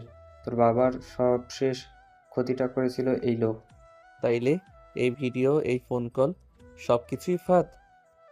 সবকিছু এখন একটা ষড়যন্ত্রের জালে জড়িয়ে যাচ্ছে। তাদের ভালোবাসার পথ কেবল মান অভিমানের নয়, এবার এটা একটা যুদ্ধ। বিশ্বাস, প্রতারণা আর অতীতের ছায়ার বিরুদ্ধে। বিশ্বাস যখন বারবার ভেঙে পড়ে তখন শুধু সম্পর্ক না, মনুষ্যত্বও প্রশ্নবিদ্ধ হয়। আবির এখন দ্বিধায়, তৃষা কি সত্যিই নিষ্পাপ, নাকি সেও তার বাবার মতোই মুখোশের আড়ালে। তৃষা একা চৌধুরী বিলার ছাদে, হাতে আবিরের দেওয়া সেই ছোট্ট প্যান ড্রাইভটা। বারবার চেষ্টা করেও খোলা যাচ্ছে না। হঠাৎ কেউ এসে বলল, এটা খোলার কোড তোমার বাবার নাম নয়, তোমার নিজের নাম, মিস তৃষা চৌধুরী। তৃষা চমকে তাকালো। এক অচেনা লোক, ভদ্র মুখ, ধবধবে সাদা পাঞ্জাবি। আপনি কে? লোকটি হেসে বলল, আরমান এসকাদের, তোমার বাবার শেষ অপমানের ফলাফল। তৃষা বুঝলো সে মানুষটা যে ফোন করেছিল, যিনি পেনড্রাইভ পাঠিয়েছেন, এই লোকটাই। তোমার বাবা আমার বাবাকে পথে বসিয়েছিল, আজ আমি তোমার জীবনটাকেই পথে বসাতে এসেছি।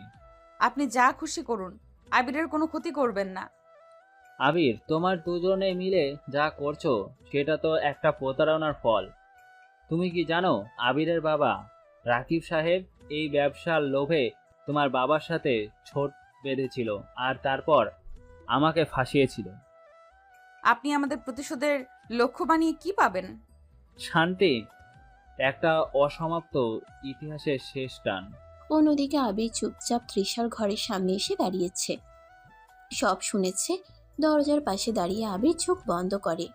তুই যদি ফাঁদেও পড়িস আমি তোর পাশে থাকব, কিন্তু যদি সত্যি তুই আরমানের সঙ্গে যুক্ত থাকিস তাহলে আমি নিজেই তোকে শেষ করব। পরদিন তৃষা অফিসে যায় না। আবির তাকে ফোন দেয় না। তাদের মাঝে কিছু একটা জমাট বেঁধেছে। অবিশ্বাস। তৃষা ঠিক করে এবার সত্যি উন্মোচন করবে। সে চলে যায় তার বাবার পুরনো অফিসে, আর্কাইভ রুমে। সেখানে সে খুঁজে পায় এক গোপন নথি, এক কনফিডেন্সিয়াল ফাইল, যেখানে লেখা বিয়ের শর্তাবলী। পাত্র আবির হোসেন, পিতা রফিক হোসেন, পাত্রী তৃষা চৌধুরী। যদি দুই পরিবার চুক্তি অনুযায়ী সম্পত্তি ভাগাভাগি না করে তবে চুক্তি বাতিল। এই বিয়ের শর্ত গোপন রাখা বাধ্যতামূলক। তৃষা পড়তে পড়তে ফিসফিস করে, আমরা কখনোই ভালোবাসা দিয়ে শুরু করিনি, তবে আমি শেষ করতে চাই ভালোবাসা দিয়েই। আরমান আবার তৃষাকে ফোন দেয়। তোমার সামনে দুইটা রাস্তা, এক আবিরকে ছেড়ে দাও, দুই তোমার বাবার মতো শেষ দেখো। আমি তোকে 1 টাকাও দেব না। তুই চাইলে আমার জীবন নে, কিন্তু আবিরকে আঘাত করবি না। আরমান চিৎকার করে ফোন কেটে দেয়। কিন্তু তৃষা জানে সময় স্বল্প। সে এক কাজ করে আবিরকে পুরো কাহিনী লিখে একটা চিঠি পাঠায়। তোমার কাছে আমার সবচেয়ে বড় সত্য, আমি জানতাম না আমরা বিয়ের চুক্তিতে ছিলাম, কিন্তু এখন আমি জানি আমি শুধু তোমার হতে চাই। চুক্তি নয়, চাওয়ার জায়গা থেকে। যদি ভালোবাসা সত্যি হয় তুমি আসবে, না হলে আমি হারিয়ে যাব। তৃষা একটা লাল শাড়ি পরে ছাদে দাঁড়িয়ে। তার পেছনে কেউ একজন এসে দাঁড়ায়, ধীরে ধীরে হেঁটে। তুমি আমি তুমি জানো সব? সব, আর তাও আমি এসেছি কারণ ভালোবাসা কখনো চুক্তির অংশ হয় না। আর যদি আবার কেউ আমাদের আলাদা করতে চায়? তবে এবার আমি শুধু প্রেমিক না, তোমার স্বামী হয়ে লড়বো। ভালোবাসার সবচেয়ে সুন্দর দিকটা হয়তো তখনই দেখা যায় যখন মানুষ স্রেফ থাকা থেকে ভালোবাসার মাঝে বাঁচতে শেখে। তৃষা আজকাল অনেক শান্ত হয়ে গেছে। আর আবির, সে তো সে আগেরই নীরব পাহারাদার, অভিমানী প্রেমিক। চৌধুরী ভিলার বাগান, সন্ধ্যা। তৃষা ধীরে হেঁটে আসছে, হাতে দুটো কফির মগ। আবির বাগানে বসে, চোখে ক্লান্তি, মুখে প্রশান্তি। আজ তোমার জন্য কফি বানিয়েছি, মুখে না দিলে চলে না। আবার যদি আগের মতো ভয়ানক কফি বানাও? এবার আমি স্ত্রী, বস না। চেষ্টা করো, ভালো না লাগলে হাত ধরেই খাওয়াবো। আমি চাই তুই প্রতিদিন এইরকম ভয় দেখিয়ে কফি খাওয়াস। আর আমি চাই তুই প্রতিদিন এই চোখে তাকাস, যেন আমি পুরো দুনিয়া। তুই তো আমার দুনিয়ার বাইরেই কিছু না। তৃষা এসে ওর কাঁধে মাথা রাখে। আবির ওর হাত ধরে রাখে বেশ কিছুক্ষণ। দুজনেই চুপচাপ। ওদের এই নীরবতা চিৎকারের থেকেও জোরালো ছিল। ঠিক তখনই তৃষার ফোনে একটা মেসেজ আসে। তোমরা যতই অভিনয় করো অতীত কিন্তু চুপ করে থাকে না। কাল সকালে পেছনের সব সত্য ফাঁস হয়ে যাবে। এই নাম্বারটা আগেও একবার এসেছিল। কেউ আবার শুরু করেছে। তুই ফোনটা দে, আমি দেখছি। আবির বুঝলো এই ছায়াটা আরমান, এর একার কাজ না। কেউ অফিসের ভেতরেই তাদের বিরুদ্ধে খেলছে, আর তার প্রমাণ আজকে সকালেই প্রকাশ পাবে। পরদিন সকাল, কোম্পানির নামকরা এক নিউজ পোর্টালে হেডলাইন: চৌধুরী গ্রুপের উত্তরাধিকারী আবির হোসেন ফেক ডিগ্রি নিয়ে কোম্পানির পরিচালনার দায়িত্বে। চৌধুরী গ্রুপের উত্তরাধিকারী আমির হোসেন ফেক ডিগ্রি নিয়ে কোম্পানি পরিচালনার দায়িত্বে। ভুয়া পাসপোর্ট, বানোয়াট সার্টিফিকেট সবই আবিরের নামে। এ তো সরাসরি তোমার বিরুদ্ধে প্ল্যান। এটা কেউ অফিস থেকেই করেছে। আর কেউ না, এই চক্রান্তে সেই লোক আছে যে আমার সবচেয়ে কাছের ভেবেছিলাম। আবির অফিসে পৌঁছাতেই দেখে কয়েকজন শেয়ার হোল্ডার তার পদত্যাগ দাবি করছে। তৃষা সব সামলানোর চেষ্টা করছে, কিন্তু পরিস্থিতি নিয়ন্ত্রণের বাইরে। হঠাৎ একটা ছেলেকে দেখা গেল লুকিয়ে কিছু বলতে চাইছে। আসিফ। ভাই, আমি সব জানি। এই সব ডকুমেন্ট তোরা যেখানে রাখিস সেখান থেকে কপি করা হয়েছিল, আর এটা করেছে একজন তানভীর, সিনিয়র অ্যাডমিন। তানভীর? সে তো আমার বাবার সময় থেকে কাজ করছে। ওই আরমান এর পেছনের মানুষ, চেয়েছিল অফিসের পাওয়ার নিজের করে নিতে। তৃষা চোখে জল নিয়ে বলল, ভালোবাসার পরীক্ষা নিতে এসেছিলাম আমি, কিন্তু এখন জানি ভালোবাসা নিজেই পরীক্ষা হয়ে দাঁড়ায়। আমি এবার কাউকে ছাড়বো না। আমার পরিবার, আমার প্রেম, আমার সম্মান সব বাঁচাতে লড়বো। তুই শুধু পাশে থাকিস। আমি তো তোর পাশে না, তোর বুকের সাথে থাকবো। জয় না হওয়া পর্যন্ত হাত ছাড়বো না। রাত গভীর, চারপাশে নীরবতা, কিন্তু তৃষার চোখে ঘুম নেই। বাসে ঘুমিয়ে থাকা আবিরের দিকে চেয়ে তার মনে কেবল একটা কথাই ঘুরছে। আবিরের অসম্মানের পেছনে যে আছে সে কি আজও আমাদের চারপাশেই? তৃষা উঠে পড়ে, হাতে একটা মোবাইল, মাথায় আগুন। সে ডায়াল করে পুরনো বান্ধবী সানজিদাকে। হ্যালো, তুই কি এখনো তানভীরের সাথে কাজ করিস? তুই জানিস? হ্যাঁ, আর এখন আমি শুধু জানতেই চাই না, প্রমাণও চাই। সানজিদা তৃষার কলেজের বান্ধবী। কয়েক বছর আগে সে চৌধুরী গ্রুপে অল্পদিন কাজ করেছিল, তারপর একদিন হঠাৎ চাকরি ছেড়ে চলে গিয়েছিল। সে তখন বলেছিল, তোর অফিসটা নোংরা রাজনীতি দিয়ে ভরা। তৃষা শুনেছিল, বুঝেছিল না। সকালে তৃষা আর আবির দেখা করলো সানজিদার সঙ্গে এক ক্যাফেতে। তানবীর শুধু তোর বাবার নাম ভাঙিয়ে কোম্পানির ভেতর আধিপত্য চাইতো না, সে চেয়েছিল তুই ব্যর্থ হ, আর আমি সেই ব্যর্থতা ঘিরে তার হাতের পুতুল হই। ওকে ব্ল্যাকমেইল করেছিল? হ্যাঁ, আমার কাছে এখনো সেই ভয়েস রেকর্ড আছে যেখানে সে বলেছে তিশাকে নিচে নামাতে পারলেই পুরো কোম্পানি আমার হাতে আসবে। তোকে আমি আর মুখ লুকিয়ে থাকতে দিব না। তুই সেই রেকর্ডটা দে, এবার আমি নিজেই মুখোশ খুলবো। রাত 9টা, চৌধুরী গ্রুপের স্পেশাল বোর্ড মিটিং। সবাই চুপ, তানভীর মাথা উঁচু করে বসা। তৃষা উঠে দাঁড়ায়, ল্যাপটপ চালু করে রেকর্ড বাজায়। তানভীরের কণ্ঠ, ওকে অফিস থেকে তাড়াতে পারলে তৃষার প্রতি কারো আস্থা থাকবে না। আবিরকে ফাঁসিয়ে দিলে তৃষার সব কিছু ভেঙে পড়বে, আর তখন আমি হব চৌধুরী গ্রুপের আসল চেয়ারম্যান। ঘরটা গরম হয়ে ওঠে, সবার মুখে বিস্ময়। এই রেকর্ড ভুয়া, আমি কিছু বলিনি। আবির ধীরে উঠে দাঁড়ায়, চোখে আগুন। সত্যি আর মিথ্যার পার্থক্য তোকে শিখিয়ে দিতে পারি, কিন্তু এখন আমি তোর মুখে শুধু ভয় দেখতে চাই। তানভীর সবার সামনে একেবারে চুপ হয়ে গেল। তৃষা জানে শত্রু এবার মুখ খুলেছে, কিন্তু শেষ হয়নি সব। মিটিং শেষে তৃষার ফোনে আবার সেই গোপন নম্বর থেকে SMS। তানভীর তো ছিল কেবল প্রথম চাল, এখন দেখবি তৃতীয় চাল কেমন হয়, মিস তৃষা চৌধুরী। আবার কারা যেন ছায়ার আড়ালে বসে খেলছে আরো বড় খেলা। এবার হয় আমি ভাঙবো, নইলে পুরো দুনিয়া আমার হাতে গড়া সম্পর্ককে চূর্ণ করে দেবে। তুই আর একা না, আমরা এবার শুধু ভালোবাসা না, যুদ্ধ করব একসাথে।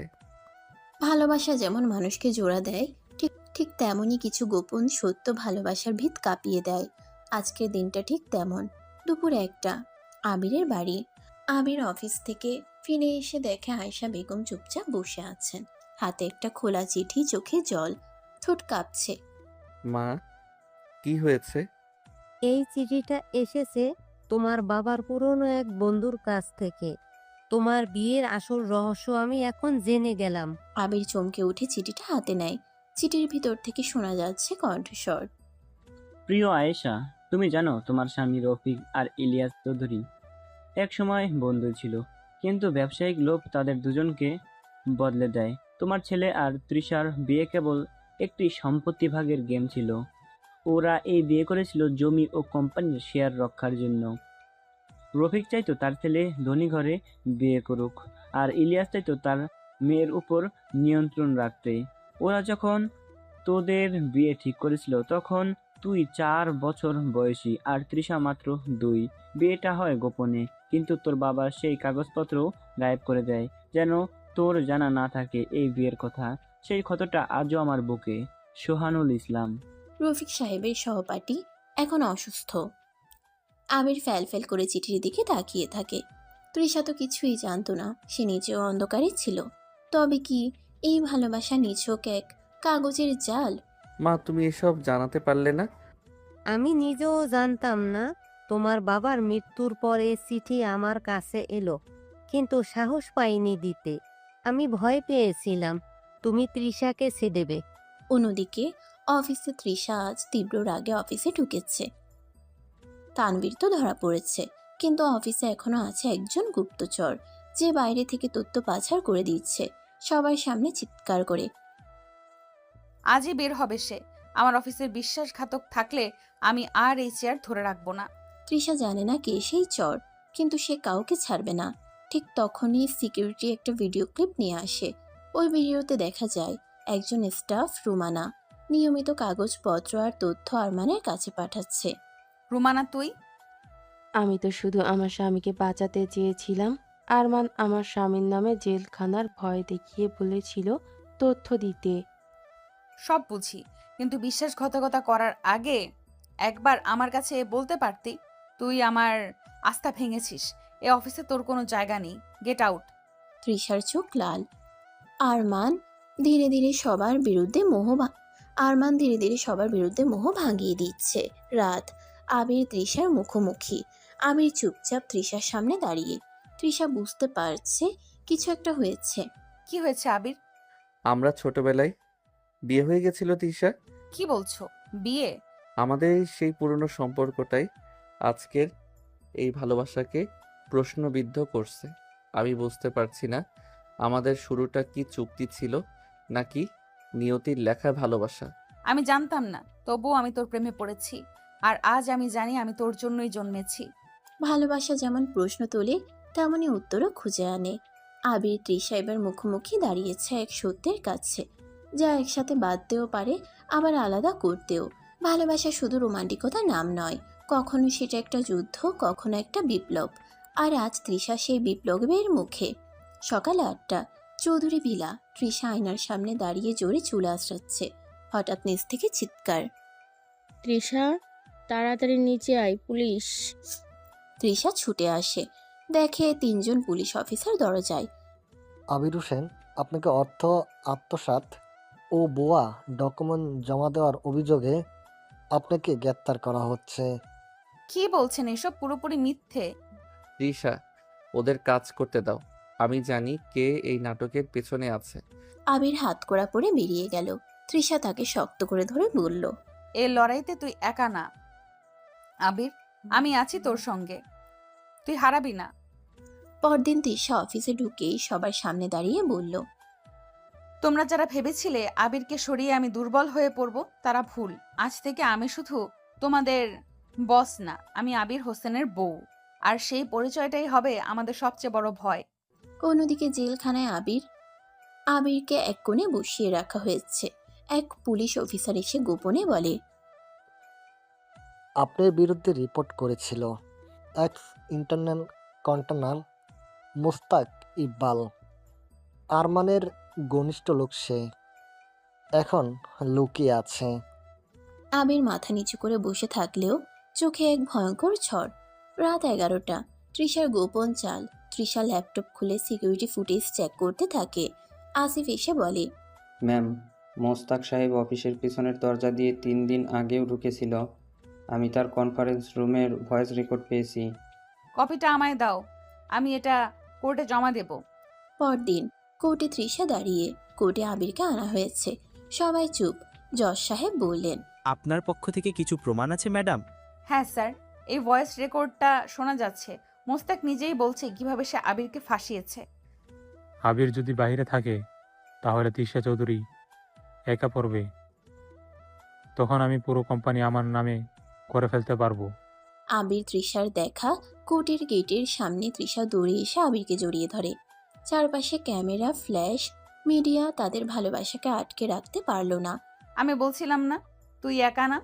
তুই শুধু আমার স্ত্রী না, তুই আমার সম্মান, আমার বাচ্চা। কিন্তু ঠিক তখনই এক ছায়ামূর্তি তাদের পেছনে দাঁড়িয়ে, এক বৃদ্ধ লোক। লোকটা ফিস ফিস করে, সত্যি জানলে তৃষ্ণা তোমায় ছেড়ে যাবে আবির। আবির ঘুরে তাকাতেই লোকটা গায়েব হয়ে যায়। এই কি তাহলে পুরনো কোনো মুখ? তৃষার বাবা, আবিরের কোনো আত্মীয়, নাকি সেই মানুষ যে জানে ছোটবেলায় সেই গোপন কাগজপত্র কোথায়? সকালে চৌধুরী ভিলা, তৃষার বাবা ইলিয়াস চৌধুরী খুব ভোরে ঘুম থেকে উঠে পড়েছেন। আজ তার চোখে ঘুম নেই। হাতে একটা চিঠি, যে চিঠির ভেতর তার পুরনো এক চুক্তির কপি। আজ তৃষা যদি জেনে যায় তার এই বিয়ের চুক্তির পেছনে শুধু পিতা নয়, ছিল এক প্রতারক, এক ব্যবসায়িক জুয়া, তবে কি আমার মেয়ে আমাকে ক্ষমা করবে? অন্যদিকে আবির আজ সকালে সে বৃদ্ধ লোককে খুঁজে পেতে পুরনো এলাকায় যায়। তার ধারণা লোকটা তার বাবার মৃত্যুর সময় হাসপাতালের আশপাশে ছিল। হঠাৎ এক পুরনো লাইব্রেরির সামনে দেখা হয়ে যায় মহিন চাচা নামে এক বৃদ্ধের সঙ্গে। আপনি কি চিনতেন রফিক সাহেবকে? চিনতাম না, আমি তার ছায়া হয়েছিলাম। সে যা করেনি আমি তা দেখে গেছি। তোর আর তৃষার বিয়ের কাগজ আমি আজও রেখে দিয়েছি। তোর বাবা বলেছিল একদিন আমার ছেলে সত্যি ভালোবাসবে মেয়েটাকে, তখনই দিবি কাগজটা। মহিন চাচা একটা পুরনো কাঠের বাক্স এগিয়ে দেয়। আবির কাপা হাতে খুলে দেখে ভিতরে আছে একটি পুরনো বিবাহনামা কপি। তাতে লেখা, বর আবির হোসেন, বয়স 5, কনে তৃষা চৌধুরী, বয়স 3, সাক্ষী মহিন আহমেদ, ইলিয়াস চৌধুরী, রফিক হোসেন। বিয়ের কারণ পারিবারিক ও আর্থিক সংযুক্তিকরণ। আমি কি তবে একটা চুক্তির বউকে ভালোবেসে ফেলেছি, নাকি আমার ভালোবাসাই ছিল সেই চুক্তির একমাত্র ন্যায্য সমাপ্তি? সন্ধ্যায় তৃষার রুম। তৃষার দরজার নিচে একটা খাম রাখা, তাতে লেখা, সত্য কখনো কেবল নদীতে বন্দি থাকে না, সে হৃদয়েও ঘা দেয়। তৃষা খাম খুলে দেখে সেই কাগজ, বিয়ের আসল দলিল। পেছনে লেখা, আমি জানি তুমি ভাববে আমি তোমার জীবন নিয়ে খেলেছি, কিন্তু বিশ্বাস করো আমি চেয়েছিলাম তোমার ভবিষ্যৎ নিরাপদ হোক।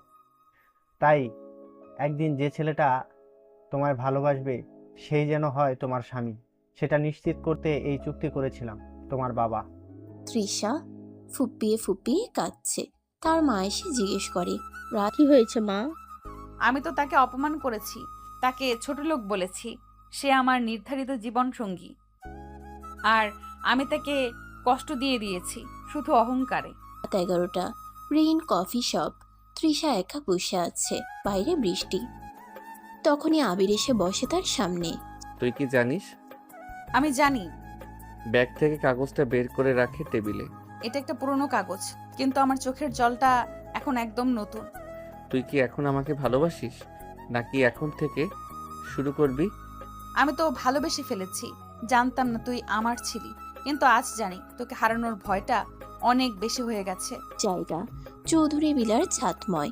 রাত 9টা, মেঘলা আকাশ, হালকা ঠান্ডা বাতাস। রাতের আকাশটা আজ বড় নরম, বড় চুপচাপ। আকাশের চাঁদ যেমন ধরা যায় না, তেমনি আবির তৃষাকে দেখেও ছুতে পারত না এক সময়। আজ ছাদে দাঁড়িয়ে দুজন একসাথে, নীরব কিন্তু মনের ভিতর ঝড়। আবির, তোকে একটা কথা বলবো। বল। আমি তোকে প্রথমে অপছন্দ করতাম না, বিশ্বাস করতাম না, কিন্তু এখন তোকে ছাড়া কিছুই ভাবতে পারি না। তুই আমার জীবনে আসা সবচেয়ে বড় সত্যি। আবির কিছু বলে না, শুধু তৃষার চোখের দিকে তাকিয়ে থাকে। এক অদ্ভুত নরম আলো ঝরছে ওর চোখ থেকে। তৃষার ঠোঁট কাঁপছে, চোখের জল চিকচিক করে। তখনই আবির ধীরে ধীরে এগিয়ে আসে। তৃষা পেছনে সরে না, তাদের মাঝখানের দূরত্বটুকু কমে আসছে। নিঃশ্বাসে মিশে আছে আবেগ। আমি তোকে প্রথম থেকেই চাইতাম। তোর রাগ, তোর ইগো সবকিছু নিয়েই তোর প্রেমে পড়েছিলাম। আর যদি তুই সত্যি আমার হয়ে থাকিস তাহলে। তৃষা চোখ বন্ধ করে ফেলে। আর এক মুহূর্ত কথা বলে না তারা। আবির ধীরে ধীরে তার কপালের উপর ঠোঁট ছুঁয়ে দেয়। তারপর তৃষা নিজেই চোখ মেলে তাকায় এবং চোখ দিয়ে বলে, আরো কাছে এসো। আবির আর দেরি করে না। তার ঠোঁট ধীরে ধীরে ছুঁয়ে যায় তৃষার ঠোঁট। কোনো অতিরিক্ততাও নেই, শুধু এক চুপচাপ ভালোবাসা, যেখানে আবির আর দেরি করে না। তার ঠোঁট ধীরে ধীরে ছুঁয়ে যায় তৃষার ঠোঁট।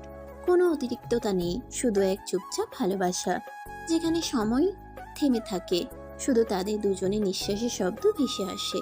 তৃষার ঠোঁট কাঁপে, হাতটা উঠে গিয়ে আবিরের গলায় জড়িয়ে পড়ে।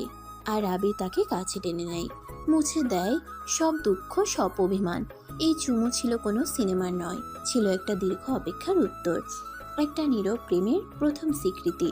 আবির কিছুক্ষণ তৃষার দিকে তাকিয়ে থেকে তার ঠোঁটে ঠোঁট ডুবিয়ে দিল। শুষে নিতে থাকলো তার ঠোঁটের রস, যেন বহুদিন পরে সে গলা ভেজাচ্ছে।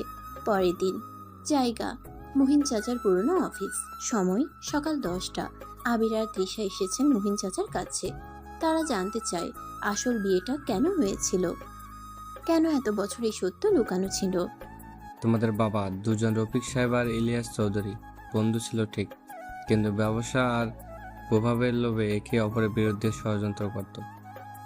এক সময় রফিক ভাই আবিষ্কার করেন যে ইলিয়াস চৌধুরী গোপনে তার ব্যবসার শেয়ার বিক্রি করে দিচ্ছিল বিদেশি এক গ্রুপকে। তখন রফিক ভাই পরিকল্পনা করেন, যদি মেয়ের সঙ্গে ছেলের বিয়ে হয় তাহলে আইনত কোম্পানির অংশীদার আমি থাকব। মানে আমার বাবা বিশ্বাসঘাতকতা করেছিল? শুধু তাই নয় মা, তিনি চেয়েছিলেন বিয়েটা হোক, কিন্তু কোনোদিনও যেন তুই জানতে না পারিস, কারণ তুই যখন বড় হবি তুই যেন আবিরকে ঘৃণা করিস, আর যেভাবেই কোম্পানিটা পুরো নিজের নামে করে ফেলবেন। কিন্তু সবচেয়ে বড় বিস্ফোরণ তখন হয়। তোমরা জানো তানভীরকে? হ্যাঁ বাবা, ওকে খুব বিশ্বাস করতো। তানভীর আসলে ইলিয়াস চৌধুরীর অবৈধ সন্তান, তৃষার সৎ ভাই। না, এটা মিথ্যে। আবির তাকে শক্ত করে ধরে রাখে। ওর মা ছিল চেম্বারে কাজ করা এক সাধারণ কেরানি। ইলিয়াস সাহেব ওকে দূরে সরিয়ে রেখেছিলেন, কিন্তু সে ফিরে আসে প্রতিশোধ নিতে। আমি এত অন্ধ ছিলাম, আমি বাবার অন্ধ বিশ্বাসে ওর সামনে সব কিছু তুলে দিয়েছিলাম। আবির তুলে ধরে চূড়ান্ত প্রমাণ, এক ডিএনএ রিপোর্ট। ডিএনএ রিপোর্টে পরিষ্কার লেখা তানভীর আহমেদ, পিতা ইলিয়াস চৌধুরী, সন্তান পিতৃ পরিচয়ে 98.7% মিলে গেছে। চূড়ান্ত মুহূর্ত, তিশার বাবার মুখোমুখি। আমি সব জানি বাবা, আপনি আমার জীবনকে একটা বিজনেস প্রজেক্ট বানিয়েছিলেন। আপনি নিজের ভুল ঢাকতে আমার স্বামীকে ঘৃণিত বানিয়েছিলেন। আজ আমি আপনাকে ক্ষমা করলেও বিশ্বাস আর ফিরবে না। তুই চাইলে আমাকে ত্যাগ করতে পারিস মা, কিন্তু বিশ্বাস কর, আমি তোকে ভালোবাসতাম।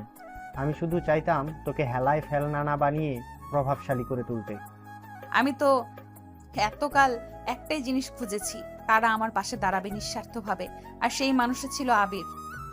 শেষে এক শান্ত সন্ধ্যায় চৌধুরী মিলার উঠোনে সব পরিবারের উপস্থিতিতে আবির তৃষা আবার একে অপরের দিকে হাত বাড়ায়। এবার কোনো চুক্তি নেই, কোনো স্বাক্ষর নেই, শুধু দুইটা মানুষ, দুইটা আত্মা। এবার যদি হারাই তুই খুঁজে পাবি? আমি তোকে হারাতে দিইনি বলেই তুই এখনো আমার আছিস। হালকা ঠোঁট ছুঁয়ে যায় কপালে, একটা প্রতিজ্ঞা করে, এই ভালোবাসা এবার চুক্তির নয়, হৃদয়ের। স্থান মুহিন চাচার ঘর। সময় সকাল 9টা। তৃষা আবির ভাবছিল সব রহস্য শেষ, এখন শুরু হবে নতুন জীবন। কিন্তু মুহিন চাচা এবার যেটা বললেন তা যেন মাটির নিচে পোতা আরেক বিস্ফোরক সত্য। তোমরা যে বিয়েটাকে শিশুকালের খেলা ভেবেছিলে সে ছিল না কোনো ব্যবসায়ী শর্ত, তা ছিল এক ঐতিহাসিক রক্ষা কবচ, যা ভাঙা মানে দুই পরিবারের রক্তের অভিশাপ জাগিয়ে তোলা। ব্যাক স্টোরি, 30 বছর আগের কাহিনী। রফিক সাহেব ও ইলিয়াস চৌধুরী একসময় গাঁটছড়া বেঁধেছিলেন বংশের ঐতিহ্য রক্ষা করতে। তাদের পূর্বপুরুষের মাঝে এক অদ্ভুত কুসংস্কার চালু ছিল, যদি চৌধুরী বংশের কন্যা ও হোসেন বংশের পুত্রের মিল না হয় তবে পরবর্তী প্রজন্ম অভিশপ্ত হবে, রোগ, মৃত্যু ও পতনে জর্জরিত। রফিক সাহেব বিশ্বাস করতেন না, কিন্তু ইলিয়াস চৌধুরী কুসংস্কারাচ্ছন্ন ছিলেন, তাই তিনি গোপনে সেই বিয়েটা করিয়ে ফেলেন। কিন্তু শর্ত রাখেন, এই বিয়ে কেউ জানবে না, তৃষা জানবে না। তৃষা প্রতিক্রিয়া দেখায়, আপনারা একটা অভিশাপ ঠেকাতে আমার জীবন ব্যবহার করেছেন। তুই একটা ভয় ঠেকিয়ে দিয়েছিস মা। আজ তুই যদি আবিরকে ছেড়ে দিস, এই অভিশাপ শুধু তোমাদের না, এই পুরো পরিবারে ছড়িয়ে পড়বে। মুহিন চাচা তখন এক পুরনো নথি বের করেন। নথির শিরোনাম চৌধুরী হোসেন রক্ত চুক্তি। 1869 সালে দুই বংশের পূর্বপুরুষে লিখিত চুক্তি করেছিলেন। চুক্তির ভাষা: আমরা আমাদের ভবিষ্যৎ প্রজন্মকে বন্ধনে বাঁধলাম, যেন তারা ভালোবাসা না জানলেও প্রজন্ম রক্ষা করতে এই বন্ধন ভাঙে না। রহস্যের মূল টুইস্ট এখন। মুহিন চাচা আবিরকে আলাদা করে ডেকে বলেন, তুই কি জানিস তোর বাবা সেই মুহূর্তে একটা অডিও রেখে গিয়েছিলেন? না। মুহিন একটি পুরনো প্যান ড্রাইভ দিয়ে বলেন, এটা শুধু তোর কানে শুনবি, কারো সামনে না। আমির একা ঘুরে বসে অডিও চালায়। রফিক সাহেবের কণ্ঠ: আবির, যদি কখনো তুই নিজের জীবন বিপদে রেখে তিশাকে বাঁচাতে পারিস, তবেই বুঝবো তুই তাকে সত্যি ভালোবাসিস। কারণ এই বিয়ে শুধু বংশের নয়, এই মেয়েটা তোর নসিবের মানুষ। তাকে হারালে তুই সব হারাবি, এমনকি নিজেকেও। আর সাবধান, তানভীরই সেই ব্যক্তি যার মা তোর মা হয়ে উঠতে চেয়েছিল, কিন্তু আমি ফিরিয়ে দিয়েছিলাম। এই অপমানের প্রতিশোধ নিতেই সে তোর জীবনে আগুন লাগাতে আসবে। পরের দিন তৃষার রুম। তৃষা আয়নার সামনে বসে। হঠাৎ জানালায় একটা ছায়া, কে যেন তাকে লক্ষ্য করছে। একটা চিঠি ছুড়ে দেওয়া হলো তার ঘরে। চিঠিতে লেখা: বিয়ে, চুক্তি, অভিশাপ এসব বাহানা, কিন্তু যদি তুই আবিরকে ভালোবাসিস তাহলে প্রমাণ কর, না হলে আমি তার জীবন শেষ করে দেব। তৃষা ছুটে যায় আবিরের কাছে। তৃষা কাপা হাতে আবিরকে চিঠিটা দেয়। তোকে হারালে আমার জীবন শেষ হবে। ও তো আগেই বলেছে আমার বাবা। আমি তোর জন্য জীবন দিতে পারি, কিন্তু তোকে হারাতে পারবো না। তাহলে রেডি হয়ে যা। তানভীর এখন আমাদের একমাত্র বাধা, তাকে সরাতে হবে যে কোনো মূল্যে। স্থান: শহরের প্রান্তে একটি পুরনো কারখানা। সময়: রাত 11টা। আবির সন্ধ্যা থেকে নিখোঁজ। ফোন বন্ধ, কোথাও কোনো খোঁজ নেই। তৃষা পাগলের মতো খুঁজছে। ঠিক এমন সময় একটা অচেনা নাম্বার থেকে কল আসে। তোর বিয়ে যদি সত্যি হয় প্রমাণ কর, তোর আবির এখন আমার হাতে। তাকে চাইলে একা এসো, নয়তো তার শ্বাস বন্ধ করে দেব। ঠিক 12টার মধ্যে পুরনো টেক্সটাইল ফ্যাক্টরিতে চলে আয়। তৃষার বুক হিম হয়ে গেল। সে এক মুহূর্ত সময় নষ্ট না করে নিজেই গাড়ি নিয়ে বেরিয়ে পড়ে। রাস্তায় ঝড় বৃষ্টি, কিন্তু তার চোখের ভিতর একটাই আগুন। আবিরকে ফিরে পেতে হবে, নিজের জীবন দিয়ে হলেও। পুরোনো ফ্যাক্টরির ভিতরে 12:10 AM। তৃষা ছুটে ঢুকে ভাঙা দরজা দিয়ে। ভেতরটা অন্ধকার, ধোঁয়ায় ভরা। তখনই এক স্পটলাইট জ্বলে ওঠে। তাতে লেখা যায়, আবির বাঁধা পড়ে আছে একটা চেয়ারে, মুখে স্কচ টেপ, হাতে দড়ি বাঁধা। আর সামনেই দাঁড়িয়ে তানভীর, চোখে পাগলামি, হাতে পিস্তল। তোর বিয়েটা কাগজে হয়তো সত্য, কিন্তু তোর সাহস কতটা গভীর সেটা দেখব আজ। এক গুলি ওর মাথায় মারার আগে তুই বলবি এই আবিরের জন্য মরতেও পারিস কিনা। তৃষার চোখে রাগ আর জল। তৃষা সোজা দাঁড়িয়ে। ওর জন্য আমি মরতে পারি, আর তোকে মারতেও পারি। তোর মতো নোংরা রক্ত আমার স্বামীর গায়ে লাগতেও দেই না। স্বামী? হ্যাঁ, যে মানুষ নিজের ভালোবাসাকে জীবন দিয়ে রক্ষা করে, সে শুধু স্বামী না, সে আমার ঈমান। তানভীর পিস্তল তুলে ধরে। ঠিক তখনই তৃষা ঝাঁপিয়ে পড়ে তার উপর। দুজনের মধ্যে ধস্তাধস্তি শুরু হয়। পিস্তল ছিটকে পড়ে দূরে। তানভীর তৃষার চুল টেনে ধরে ফেলে দিতে চায়, কিন্তু তৃষা ঘুরে গিয়ে একটা লোহার রড তুলে মারে তার হাতে। বাইরের পুলিশ সাইরেন বাজছে। তৃষা নিজেই যাওয়ার সময় আসিফকে বলেছিল লোকেশন পাঠাতে। পুলিশ ঢুকে পড়ে। তানভীর ধরা পড়ে যায়। আবিরের বাঁধন খুলে সে পড়ে যায় তৃষার বুকে। চোখে জল, কণ্ঠে ভেজা কৃতজ্ঞতা। তুই আসবি জানতাম, কিন্তু তুই আমার জন্য জীবন বাজি রাখবি ভাবিনি। ভালোবাসলে ভয় পায় না কেউ, আর তোর জন্য আমি শুধু বাঁচবো না, মরতেও পারি। রাতে চৌধুরী ভিলায় সবাই অবাক। এই তৃষা এত সাহসী হয়ে উঠল কখন? আজ আমার মেয়ে শুধু বউ না, সে একটা যোদ্ধা। আর আমি তার যুদ্ধজয়ী প্রেমিক। স্থান: চৌধুরী ভিলার ছাদ। সময়: বিকেল 4টা। সাদা ফুলে সাজানো, মাঝখানে কোরআন শরীফ রাখা। চারপাশে আত্মীয় স্বজন, মেহমান, নিকাহ রেজিস্টার ও আলেম। তৃষা আজ পরেছে হিজাব সহ সোনালী কাজের আনসারি শাড়ি। আমির পরেছে সাদা পাঞ্জাবি, পাজামা, মাথায় টুপি। আজ তারা শুধু প্রেমিক প্রেমিকা নয়, আজ তারা হবু স্বামী স্ত্রী। নিকাহ শুরু। আবির হোসেন, আপনি কি তৃষা চৌধুরীকে ইসলামী শরীয়ত অনুযায়ী কাবিন নামায় উল্লেখিত 10 লক্ষ টাকা মহারানায় স্ত্রী হিসেবে কবুল করেছেন? কবুল করছি। 3 বার কবুল করা হলো। এ বিয়ে আল্লাহর নামে সম্পন্ন হলো। দোয়া শুরু। হে আল্লাহ, এই দম্পতিকে জান্নাতের দম্পতির মতো জীবন দান করো। তাদের মধ্যে ভালোবাসা, রহমত, সহানুভূতি ও সম্মান বজায় রাখো। তাদের ভবিষ্যৎ সন্তানদের নেক বানাও। আমিন। কাবিন নামায় স্বাক্ষর। আবির ও তৃষা দুজনেই স্বাক্ষর করলো কাবিন নামায়। আবির তৃষার দিকে তাকিয়ে বলল, কবুল করছি। এইবার কেউ আমাদের সম্পর্ক নিয়ে প্রশ্ন তুলতে পারবে না। এবার আমি শুধু তোমার অফিসের বস না, হালাল স্ত্রী। ওয়ালিমা আয়োজন সম্পন্ন সন্ধ্যায় চৌধুরী ভিলায় ওয়ালিমা। হালকা ইসলামিক গানের সুর, আত্মীয় বন্ধুরা শুভকামনায় ভরিয়ে দিচ্ছে নবদম্পতিকে। তৃষার মা শায়লা বেগম হেসে বললেন, এখন আমার মেয়ে বদমেজাজি বস না, এখন সে আদর্শ ঘরণী। আর আমি আর স্টাফ না, আমি এখন তার হালাল ভালোবাসা। রাত 10টা। আবির তৃষার রুমে। আবির তৃষার কপালে এক নিঃশব্দ চুমু দিয়ে বলল, আল্লাহর নামে শুরু করলাম আমাদের নতুন জীবন। তুই শুধু আমার স্ত্রী না, আমার দিনের পূর্ণতা। আর তুই তুই আমার সবচেয়ে পবিত্র ভালোবাসা। রাত 12টা। চৌধুরী বিলার বিশেষ সাজানো কক্ষে। ঘর ভর্তি গোলাপ ফুলের পাপড়ি, হালকা সুগন্ধি আর চাঁদের আলোয় ঘেরা নরম আলো। তৃষা বিছানায় লাল শাড়িতে বসে আছে, নতুন কনে হয়ে, মাথা নিচু, হাতে মেহেদি রাঙানো। আবির ধীরে ধীরে ঘরে ঢোকে। পাঞ্জাবির গলার বোতাম খুলে মাথা থেকে টুপি খুলে রাখে।